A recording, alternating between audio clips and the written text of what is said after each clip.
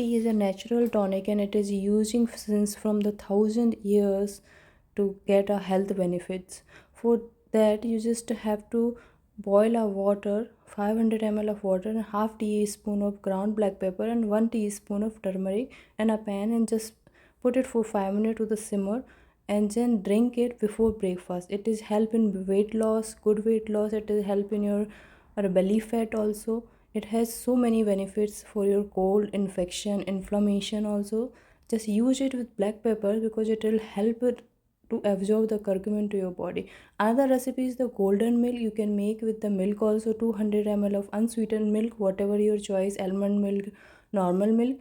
Just one add 1 teaspoon of turmeric and 1/2 teaspoon of ginger powder. You can add honey also if you want, or you can skip that. You can use it in the night before sleeping. This is very good. Some people experience some side effects also, so just make sure that you will eat in a minimum amount, whatever the suit to your body.